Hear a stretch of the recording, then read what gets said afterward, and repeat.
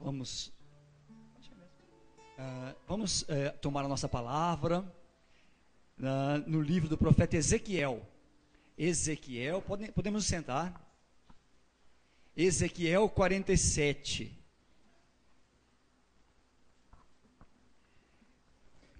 Nós vamos proclamar nos versículos de 1 a 9 desse trecho. Vocês já conhecem esse trecho.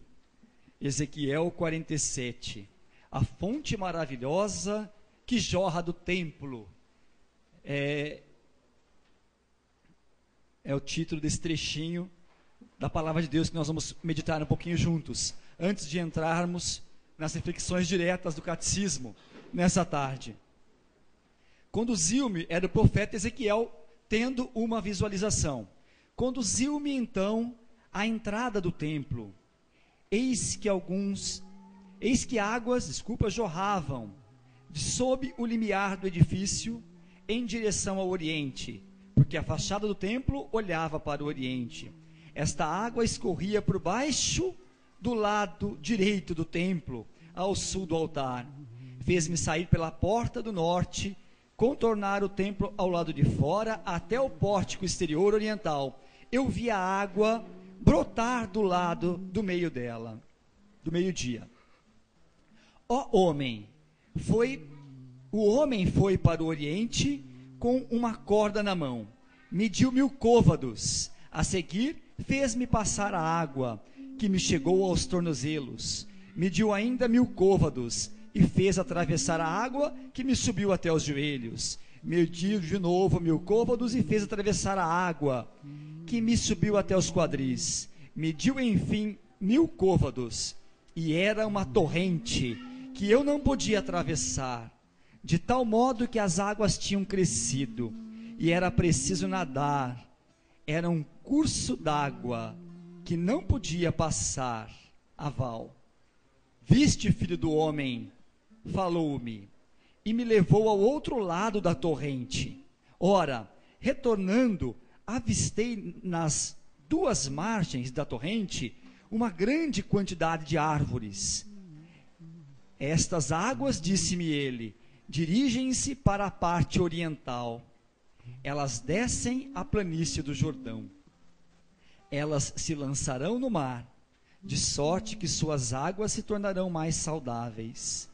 Em toda parte aonde chegar a corrente, todo animal que se move na água poderá viver, e haverá lá grande quantidade de peixes.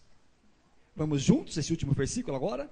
Tudo o que esta água atingir se tornará são e saudável, e em toda parte aonde chegar a torrente haverá vida. Palavra do Senhor, graças a Deus.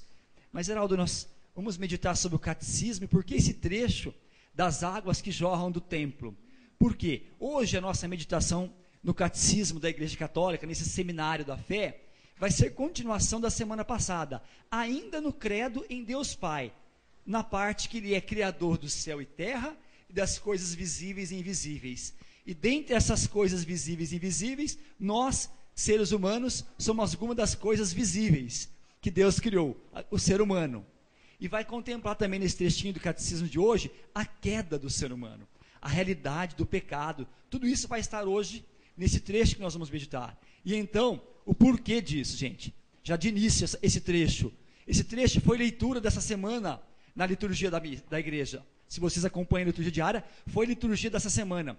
E já na escuta, Deus me colocava para vocês esse trecho das águas que jorram. Se nós voltarmos aqui, né, lá no versículo 1 ainda, né? A água que escorria por baixo do lado direito. Que água é essa, gente? Esse templo, o novo templo, é o próprio Senhor Jesus. E se nós lembrarmos, o lado aberto de Jesus na cruz é o lado direito.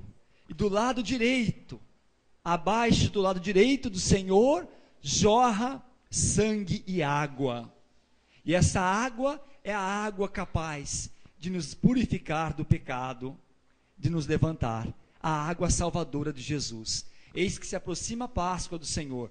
Celebraremos Sexta-feira Santa, a paixão do Senhor, o Senhor que morre na cruz, e do seu lado aberto jorram água e sangue, fonte de misericórdia para nós. Então, apesar de meditarmos juntos hoje a realidade do pecado, desde esse início de grupo, a fonte que jorra do lado aberto de Jesus pode nos purificar do pecado. Mas retomando um pouquinho do nosso credo, da nossa profissão de fé, nosso seminário de fé que começou já há 2 semanas. Há 2 semanas atrás, nosso fundador fez uma introdução ao catecismo sobre a fé. A semana passada, o Fernando meditou aqui conosco sobre a pessoa de Deus Pai Todo-Poderoso. Um Deus que é todo-poderoso, mas que ao mesmo tempo é todo cuidadoso e cuida de nós como que filhos. Né? E a gente retoma as primeiras frases do nosso credo, a profissão da nossa fé, o símbolo niceno-constantinopolitano, que nós estamos rezando todos os domingos nesse ano da fé. A igreja não está colocando o símbolo dos apóstolos, aquele mais resumido, está colocando esse mais completo. E a gente começou semana passada, né? Creio em um só Deus, que é Pai Todo-Poderoso, Criador, vamos hoje, Criador do céu e da terra, e de todas as coisas visíveis e invisíveis. Quando nós meditamos assim, céu e terra, coisas visíveis e invisíveis, nosso catecismo está querendo designar todas as coisas criadas, todo o universo criado, tudo. Tá? Falar em coisas visíveis e invisíveis é tudo que existe. A criação inteirinha está designado entre visíveis e invisíveis, céus e terra. Terra, né? O lugar próprio das coisas criadas. E céus, o lugar dos seres espirituais. O lugar de Deus, o lugar de todos os que são espirituais. Deus, desde o princípio, Ele criou do nada todas as coisas, tanto as visíveis quanto as invisíveis. Olha isso, gente. Nosso Deus, pelo poder de sua palavra, criou do nada todas as coisas, as visíveis e as invisíveis. Mas, Heraldo, quem são as coisas invisíveis criadas? As criaturas invisíveis criadas, gente, são os anjos. E aqui nós já entramos no primeiro esclarecimento de fé dessa noite. Às vezes, hoje em dia tem tanta confusão a respeito de anjos, tanto mensagem de esoterismo em cima de anjos. E os anjos, gente, são criaturas de Deus, são criaturas invisíveis. Os anjos, tá? Eles são, olha lá, criaturas puramente espirituais. Os anjos não têm corpo como nós, não tem a parte corpórea, só espírito. Então, pessoas espirituais, dotados de inteligência e vontade, são criaturas pessoais, imortais, excedem em perfeição todas as criaturas visíveis.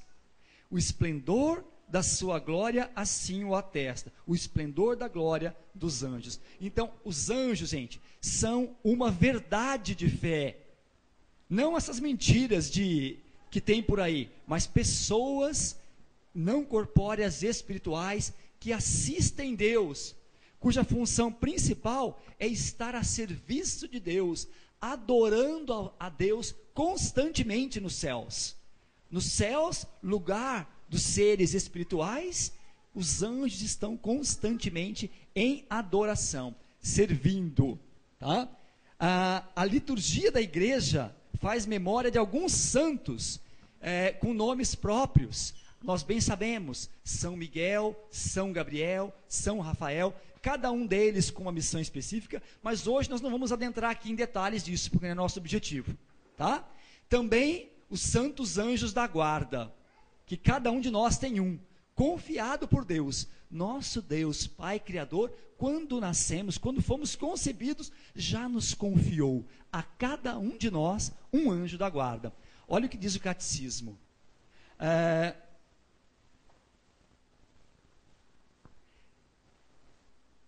Cada vida humana, cada ser humano é acompanhado pela assistência e intercessão de um anjo.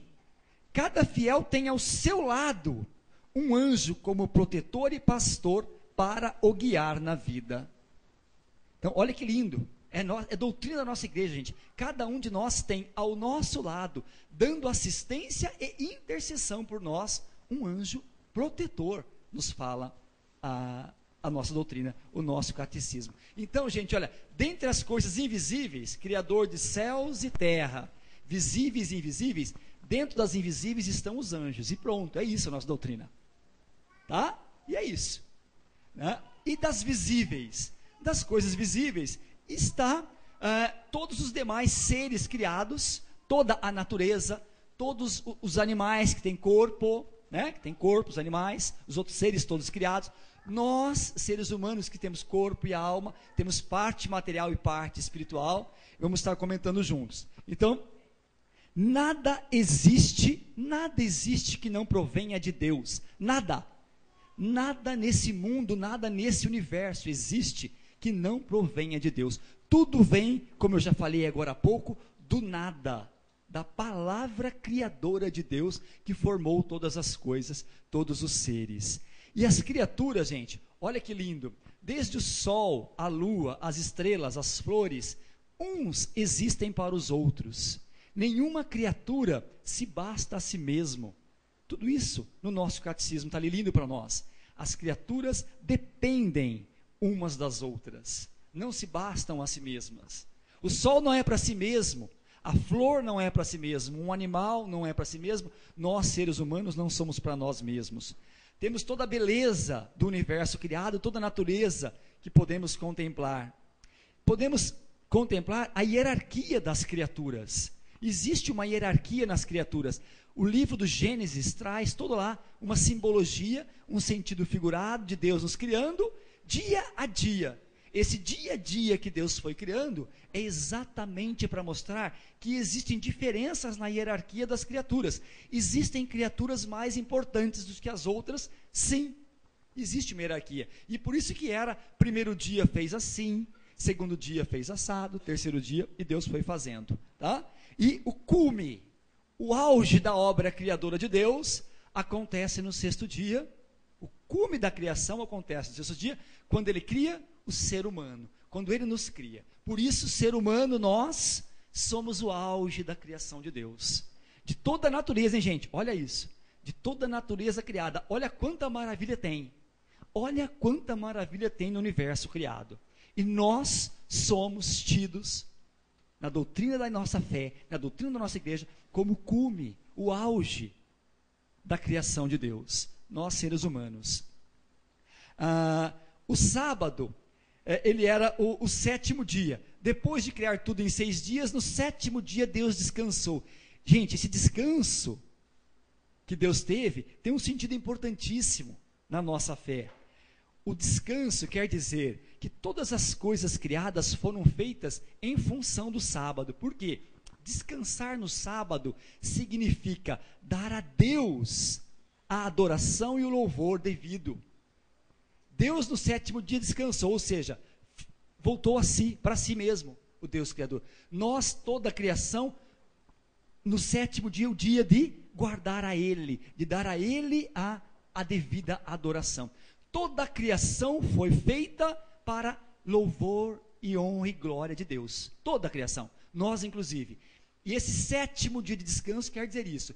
Depois de tudo criado, tudo se volta para Deus Pai Criador. Olha quanta riqueza na nossa fé. Quanta riqueza. Então, toda a obra de criação em 6 dias, e no sétimo tudo se volta para o próprio Criador, Deus Criador. O 8º dia, por que nós cristãos não guardamos o sétimo dia, que nem os adventistas do sétimo dia, mas nós guardamos o domingo? Porque o domingo foi o dia da ressurreição do Senhor. Jesus ressuscita no domingo, e depois de 8 dias, ele aparece novamente aos discípulos reunidos. 8º dia. Então o Senhor quis dizer, esse domingo, dia de ressurreição, a obra da redenção, ela completa. Ela leva ao auge a primeira obra da criação. Por isso, nós guardamos o domingo. E olha, gente, aqui outro ensinamento. O próprio Deus descansou no 7º dia. Nós, cristãos, precisamos guardar o domingo, devidamente. guardar o domingo devidamente. O domingo é do Senhor, o domingo é dia de louvar o Senhor, é o dia da Santa Missa, da Santa Eucaristia, de celebrar o sacrifício de Jesus, da sua paixão, morte e ressurreição, que é renovada nos altares. Portanto, meditar sobre a criação é desde as origens lembrar que Deus pensou nisso. Tudo foi criado para Deus, voltado para seu louvor e adoração, e é esse o sentido do sétimo dia, substituído por nós cristãos pelo oitavo dia. O homem, nós, criatura, auge da criação de Deus, como comentamos, ele nos criou à sua imagem. Ser imagem de Deus é questão de dignidade, gente. Nos criar à sua imagem e semelhança, como nos revela as Escrituras, Deus está dizendo para nós, nas Escrituras, quando nos fala isso, sua imagem e semelhança, que o ser humano não é uma outra criatura qualquer, ele não é alguma coisa criada, ele é algo muito digno, que tem em si a semelhança do próprio Deus. Somos corpo e alma, como já comentamos. Dentre as criaturas visíveis, temos as duas partes. Temos uma parte espiritual, alma, e temos uma parte física, corpo. A nossa parte, alma. O que o catecismo diz da nossa alma? A nossa alma é o mais íntimo do homem. Aquilo que de maior valor tem na pessoa. Aquilo que faz de nós imagem de Deus, a nossa alma. O princípio espiritual do homem, nosso lado espiritual é nossa alma. Isso não quer dizer que o nosso corpo é menos. O nosso corpo também participa da dignidade da imagem de Deus. E por isso não pode ser desprezado. O nosso corpo, a alma, é o mais íntimo do ser e o que reflete essa imagem do Criador. Mas o corpo também o revela. Tá? Ele também é animado por essa alma espiritual. E o ser humano é um só, corpo e alma, porém em unidade, ele não é separado. E é essa unidade toda que vai ser salva um dia, corpo e alma. Por isso, não desprezar o corpo. Não é lícito, traz o catecismo, olha isso. Não é lícito ao homem menosprezar a vida do corpo. Por quê? Porque é a pessoa humana toda, em sua totalidade, que é alma e espírito, que é alma e corpo e alma, que vai tornar-se corpo místico de Cristo, fazer parte da igreja, nós estamos aqui, e que um dia vai também aos céus, todo o corpo, né? Nosso corpo um dia vai ressuscitar também. Então, todo ser humano, corpo e alma vai ser salvo, e não menosprezar corpo então, tá? Às vezes, tem até um trecho que pode ficar um pouco confuso, mas Heraldo, é só corpo e alma? Às vezes fala espírito, alma e corpo, três coisas, sim. A própria carta de São Paulo aos Tessalonicenses, carta de São Paulo aos Tessalonicenses, no capítulo 5, ele fala, né, que o próprio Deus da paz vos santifique totalmente, que tudo aquilo que sois, espírito, alma e corpo, seja conservado sem manchas, para a vinda de Jesus. Então, mas se a própria palavra de Deus, Heraldo, fala espírito, alma e corpo, não são três partes, não, são duas partes, é corpo e alma. Quando São Paulo está falando espírito, não há uma dualidade aí para a alma. O catecismo esclarece para nós, ao falar espírito, está designando que o homem é ordenado desde a sua criação para o seu fim sobrenatural, que é os céus, e que a alma é capaz gratuitamente de ser sobrelevada até a comunhão com Deus. Então, ao falar espírito, está designando esse lado espiritual nosso, que um dia vai aos céus, ao lado sobrenatural, mas somos duas dimensões, tá? Ao falar espírito, alma e corpo, é para designar isso, que a nossa alma vai se elevar ao lado espiritual máximo, na comunhão plena com Deus.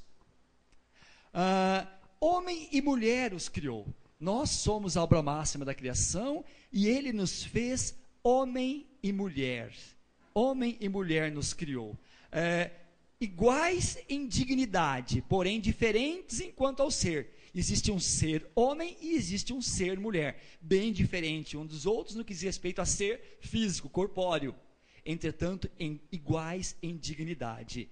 Deus não é imagem, né? Deus não é imagem do homem, Deus não é imagem da mulher. Deus não é imagem do homem e Deus não é imagem da mulher. Olha isso que diz o catecismo para nós. Deus é puro espírito. no qual não há lugar para a distinção de sexos, mas perfeições do homem e da mulher. Olha isso que lindo, gente. Perfeições do homem. Quando você vê no seu cônjuge, na sua cônjuge, algum santo que está aqui nessa terra, caminhando, algum padre santo, aí algum que você vê, essas perfeições de um ser humano, seja ele homem, seja ele mulher, são sinais, são lampejos, são algos da infinita perfeição de Deus, em uma mãe, em um pai, em um esposo. Olha que lindo. Então, essas perfeições que podemos ver, traços de santidades uns nos outros, homens e mulheres, são lampejos da infinita santidade e majestade de Deus. O homem no paraíso, nós somos criados, gente, nós fomos criados todos bons. O homem foi criado inteiramente bom, e ele foi constituído, o ser humano, nós, num estado de amizade com Deus, em harmonia consigo mesmo, com o Criador e com as demais criaturas. Olha só, então o homem foi criado bom, o homem foi criado em harmonia com o Criador, em harmonia consigo mesmo e com as demais criaturas, com o próximo e com todas as criaturas criadas. Fomos criados nessa harmonia, chamada essa harmonia de estado de santidade e de justiça originais. Olha que lindo, fomos criados assim. Deus nos fez nessa harmonia. Nós hoje vivemos nela? Não, a gente vai meditar daqui a pouquinho, porque nós não vivemos perfeitamente nessa harmonia que Deus nos pensou e nos criou. O domínio do mundo que Deus confiou lá no Gênesis, crescei e dominai a terra. Esse domínio do mundo que Deus confiou ao ser humano, ele era, desde o princípio, antes de mais nada, domínio do homem sobre si mesmo. Olha que lindo. O dominar o mundo era, em princípio, domínio sobre nós mesmos, livres das concupiscências, das tríplices concupiscências. Quem são as três concupiscências que estão também lá nas escrituras, nas cartas, de São Paulo? Concupiscência da carne, concupiscência dos olhos e soberba da vida. São as três concupiscências. O que é concupiscência da carne, gente? São todos os prazeres. Todos os prazeres. O que é concupiscência dos olhos? É a questão do ter. Nós somos, pelos nossos olhos, nós somos tentados a querer ter mais do que precisamos. E a soberba da vida, nós somos tentados ao poder. Você quer ver se um ser humano é verdadeiramente humilde? Confira-lhe algum tipo de autoridade, em alguma função, pode ser a mínima que for. Se você quer ver se ele é soberbo ou não, confia-lhe uma pequena atividade com uma autoridade. Gente, é a tríplice concupiscência do ser humano: física, carne, olhos, ter e soberba da vida, poder. Está lá nas cartas de São Paulo, o homem criado em harmonia tinha o domínio sobre essas concupiscências. Olha que lindo. Ele tinha esse domínio. Entretanto, vem o que nós falamos que nós íamos chegar, que é a queda. Esse Deus maravilhoso nos criou livres e na liberdade que nos deu, o homem não soube usar dessa liberdade. E aí vem a perguntinha: de onde vem o mal? De onde surge o mal? Se Deus só pensou bem e nos criou em harmonia com Ele, com domínio de si sobre as concupiscências, por que um dia existiu o mal? De onde vem o mal? Por que existe? De onde vem? Santo Agostinho, ele indignado falava: eu procurava a origem do mal e não encontrava a solução. Doutor da igreja. Eu procurava a origem desse mal, mas não encontrava solução. Porque o mistério da iniquidade, o mal, ele só vai ser compreendido à luz do mistério da piedade, à luz da salvação. Nós só vamos entender o mal sabendo que depois dele vai vir um bem muito maior. Parece até esquisito falar isso, né, gente? Eu vou entender o mal sabendo que por causa dele vem um bem muito maior. Nosso Deus é assim. Nosso Deus é assim. Então a realidade do pecado, olha isso, gente, Tem muita gente que fala, pecado não existe. Esse negócio de pecado a igreja inventou. Isso é coisa do século passado, não tem mais pecado. Não. A nossa doutrina é clara. É uma realidade o pecado, tá? A realidade do pecado, ela só se esclarece à luz da revelação divina, ao que está nas Escrituras. Só aí que se esclarece. Se você fugir daí, vão querer falar para você que pecado é uma falta de maturidade, que pecado é uma fraqueza psicológica, que pecado é um erro, que pecado é uma consequência de uma estrutura social inadequada. Não, pecado não é nada disso, tá? Então, é preciso estar aqui, nas Escrituras, na revelação divina, para entender o que é o pecado. E o pecado, gente, ele nada mais é do que um abuso da liberdade que Deus deu às pessoas criadas, que era para amá-lo e para amarem-se mutuamente. Está ali a definição do nosso catecismo. O que é o pecado? Um abuso da liberdade que as criaturas, os seres criados, abusaram. Nós, seres criados, nossos primeiros pais, lá atrás, Adão e Eva é um sentido figurado, quer dizer, primeiros homens, primeiras mulheres, abusaram da liberdade dada por Deus, e pecaram. E esse abuso da liberdade é pecar. E todo aquele sentido figurado, gente, de colocar a árvore da vida ali no meio do jardim, do fruto qual eles não poderiam comer, é todo esse sentido. É o sentido mesmo, esse pecado vem da desobediência, tá? Esse pecado vem da desobediência. Olha lá, por trás, toda a narrativa da queda, que está lá em Gênesis 3, tem toda a narrativa lá, que a serpente vem, seduz a Eva, e depois ela ao Adão, quer nos indicar que desde o princípio da história da humanidade, tá, está presente esta realidade. Então, a revelação nos dá essa certeza de fé, que toda a história humana está marcada pela falta original, livremente cometida pelos nossos primeiros pais. Olha isso, uma falta livremente cometida, está presente desde as origens de nossa criação, esta realidade do pecado, tá? Por trás dessa opção de desobediência dos nossos primeiros pais, há uma voz, oposta à voz de Deus, está lá na narração, foi a voz da serpente, designando quem? Designando o diabo, Satanás, do jeito como quiser chamar. De novo, certas estruturas de hoje querem dizer que diabo não existe, Satanás não existe. Existe. Nossa doutrina da igreja é clara. O diabo, quem são? É o pai dos anjos decaídos. Anjos são criaturas espirituais que não têm corpo. O diabo não tem corpo, mas ele é uma pessoa criada. Não, mas Deus criou o diabo? Não, Deus criou um anjo. E esse anjo se rebelou contra Deus e caiu.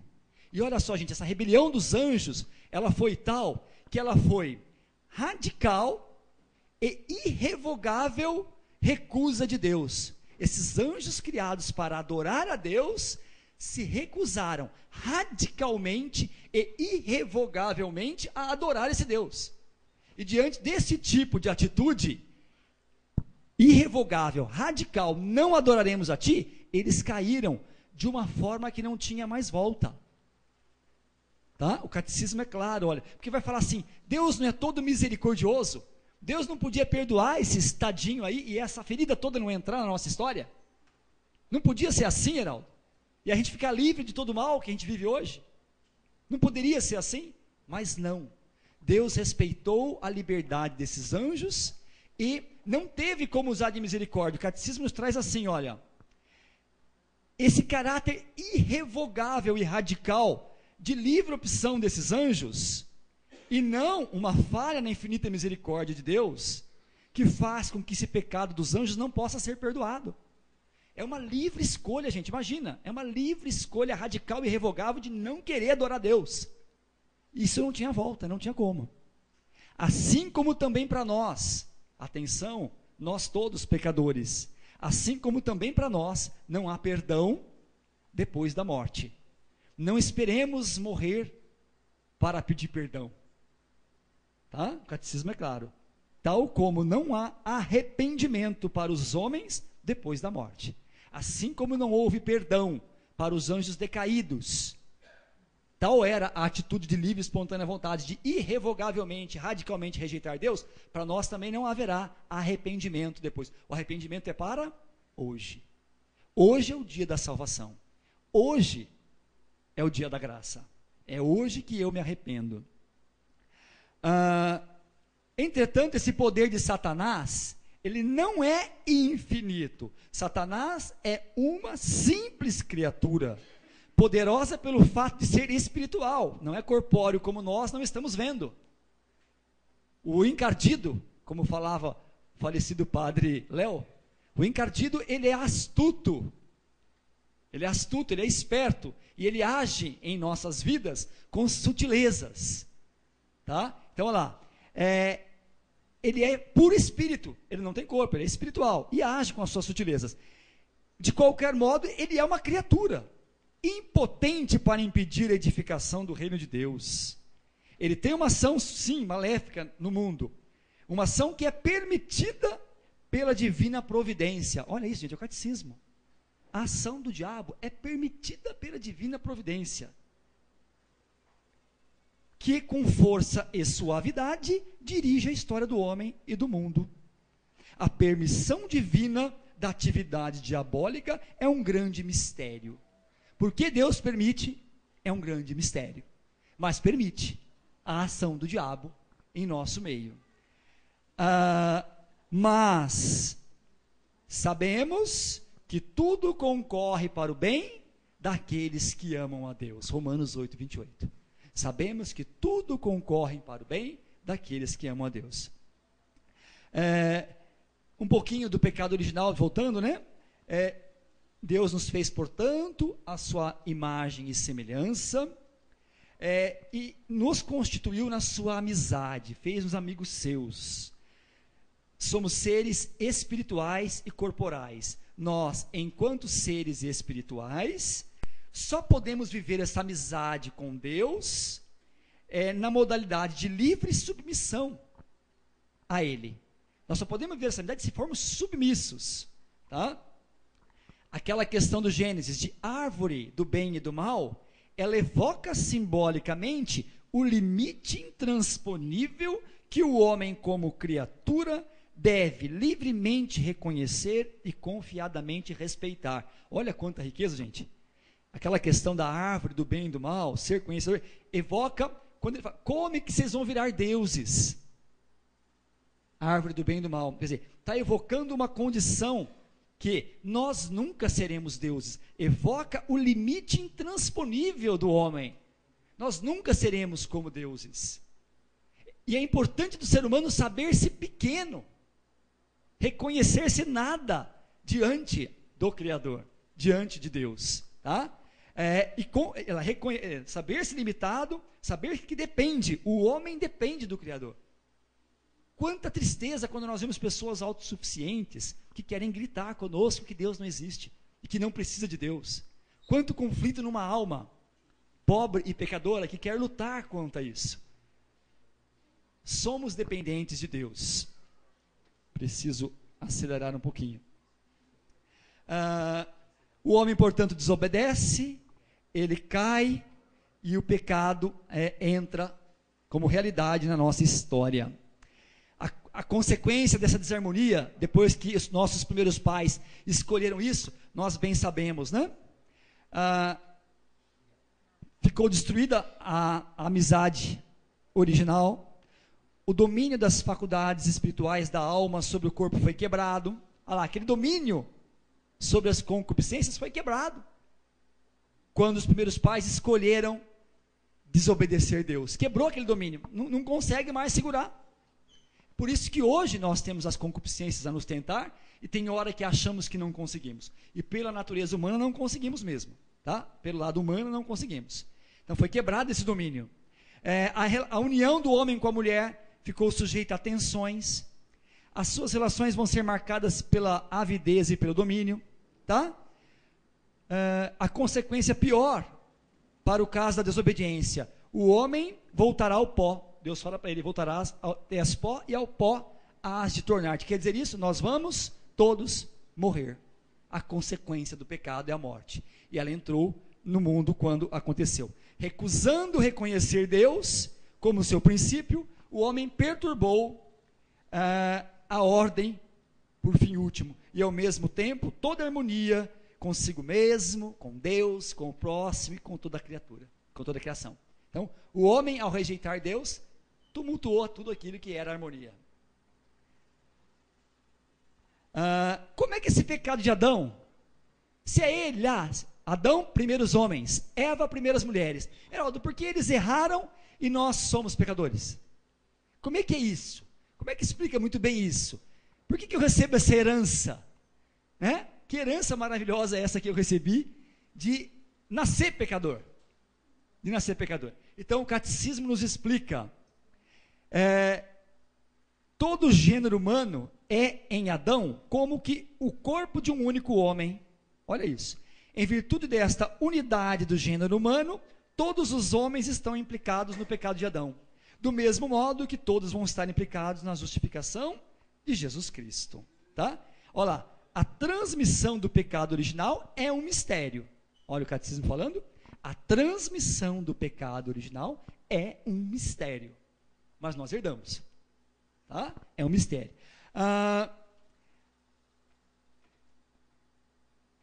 Um mistério que só vamos compreender, não vamos compreender plenamente, mas com base na revelação, nos é esclarecido aquilo que dá para entender. Então, olha lá. Ele é um pecado que vai ser transmitido a toda a humanidade por propagação. Quer dizer, pela transmissão de uma natureza humana privada da santidade e justiça originais. Olha isso. É um pecado contraído e não cometido. É um estado e não um ato. Ficou claro, gente? É confuso ou não? Pera lá, vamos tentar explicar. Né? Então, quer dizer, quando houve essa quebra, essa rejeição de Deus pelos primeiros pais, houve como que estragou a natureza humana. Estragou. Aquela natureza humana, em harmonia com o Criador, foi estragada. Tá? E aí, essa natureza humana está estragada. A gente nasce com uma natureza, olha lá, ó, a gente nasce com uma natureza sem a santidade e justiça originais. Sem ela. A gente nasce assim. É mistério, mas é assim que é explicado pelo catecismo. Nascemos sem essa santidade e justiça originais. Um pecado contraído, não cometido, não é uma coisa que você cometeu, é algo que está em você. Tá? Você nasce com ele. A gente nasce com essa mancha. Tá? E por isso, né? E por isso o batismo, né? Que vem conceder, por isso desde criança, quanto antes melhor, batize as crianças, porque com as crianças já se confere a vida nova de Cristo. Nós vamos concluir já. Essa tragédia não ficou parada aí, né? Nós bem sabemos. Nós estamos aqui meditando hoje, dentre as criaturas visíveis, o homem criado, que na livre liberdade rejeitou Deus e teve o pecado. Mas na semana que vem vai continuar a meditação do credo, né? Creio em um só Senhor Jesus Cristo, né? E todo o resto do credo, a obra toda da salvação em Jesus, que é o único que pode de novo nos resgatar. Por isso a fonte que jorra do lado aberto de Jesus na cruz, que nos purifica de todo o pecado. O sangue, que é a Eucaristia, os sacramentos, né? Confissão e Eucaristia, que jorram da Páscoa de Jesus. Confissão e Eucaristia, a cada missa. Confissão e Eucaristia, está ali jorrando água e sangue, purificando dos pecados e salvando e libertando do pecado, da morte de Satanás. O sangue de Jesus. E a água purificando dos pecados. Só ali. Só em Jesus. Por isso o batismo, né? O batismo vem para colocar graça novamente na criança. Tá ok? Entretanto, gente, não muda a natureza, tá? Olha lá. As consequências da natureza, enfraquecida e inclinada para o mal, persistem no homem. Mesmo batizando, a natureza continua a mesma. Essa natureza estragada, inclinada para o mal, né? Nós somos inclinados. Se a gente largar de vigiar sobre nós mesmos, nós somos inclinados a fazer o mal por causa das concupiscências que estão em nós. A tríplice concupiscência de carne, olhos e soberba. Tá? Já estou acabando. Querer ignorar que o homem tem uma natureza ferida, inclinada para o mal, dá lugar a graves erros no domínio da educação, da política, da ação social e dos costumes. Querer educar alguém, nosso catecismo, ignorar que o homem tem essa natureza inclinada para o mal, sujeita às concupiscências, é um grave erro na educação, na política, na vida social e nos costumes. Nós temos que nos conhecer, temos que ensinar nossos filhos, ensinar nossas crianças, saber disso e agir em coerência para não cair.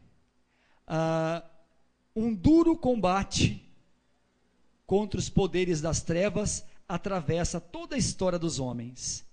Tendo começado lá nas origens, há de durar, o Senhor nos disse, até o último dia. Empenhado nesta batalha, o homem vê-se na necessidade de lutar sem descanso para aderir ao bem. Só através de grandes esforços é que, com a graça de Deus, consegue realizar a sua unidade interior. Olha quanta frase linda. Só com a graça de Deus, com muita luta, fala o catecismo, né? Só através de grandes esforços e com a graça de Deus, com a água que jorra do lado aberto de Jesus lá na cruz, que a gente vai conseguir não ser entregue às concupiscências. Só com a graça de Deus. Pelo lado humano não se consegue, você cai. Deus não nos abandonou no poder da morte. Depois da queda, o homem não foi abandonado por Deus. Pelo contrário, Deus chamou-o, anunciou-lhe de modo misterioso que venceria o mal e o levantaria da queda. Lá no Gênesis mesmo, não é? Lá no Gênesis 3, é chamado o trechinho já lá de proto-evangelho. Por que lá é chamado proto-evangelho? Como se fosse um pré-evangelho. Porque lá já ficou um primeiro anúncio de que viria um Messias. Lá já foi narrado, né? Lá já foi narrado que um primeiro anúncio do Messias Redentor, do combate da serpente com a mulher e da vitória final de um descendente de um descendente da mulher, tá? Então a tradição cristã vê nesta passagem, né, um anúncio de um novo Adão, que é Jesus Cristo, tá?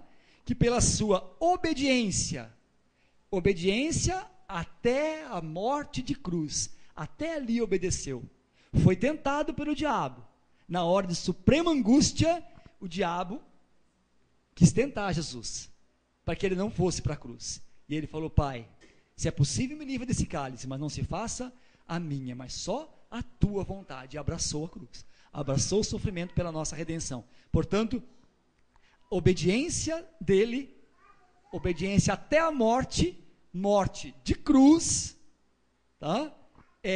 Vem reparar superabundantemente a desobediência de Adão. Olha isso. Então, onde abundou, onde foi grande a desgraça, alguém superabundou a graça. Onde foi grande o pecado, maior foi a misericórdia de Deus. Por que existe o mal? Por que Deus permite o mal? É um grande mistério. Mas do mal, Deus tira um bem muito maior que não se pode medir. Envia o Filho único para nos salvar desse mal. Tá? Ó, liturgia pascal, ó feliz culpa que mereceu tão grande Redentor. Ó feliz culpa. Tá? Então, Deus permite alguns males para deles tirar bens maiores. Tá? Então, podemos já ir, quem vai trazer o Santíssimo, tá? Que já estamos um pouquinho atrasados, essa meditação toda nossa. Então, ficou claro, né, para a gente, hoje meditando um pouquinho, então, coisas visíveis e invisíveis, invisíveis apenas os anjos, tá? Demos só umas pinceladas com vocês sobre os anjos, e das visíveis, a criatura por excelência, nós seres humanos. Liberdade, homem e mulher, iguais em dignidade, diferentes enquanto ser homem e ser mulher, homens com liberdade que escolheram o errado, desobedeceram e pecaram. Uma queda, mas que de uma queda Deus tirou um bem muito maior, que é a salvação em Jesus Cristo. Essas são as riquezas da nossa fé. Não temos como mergulhar em detalhes do nosso catecismo, gente, mas é para fomentar que em casa depois mergulhemos lá, tá? Mergulhemos lá para conhecermos um pouco mais. Hoje meditamos, portanto, dos capítulos, parágrafos 325 até o 421. Foi o que a gente fez hoje, tá? Pode vir. Vamos acolher o Senhor, preparando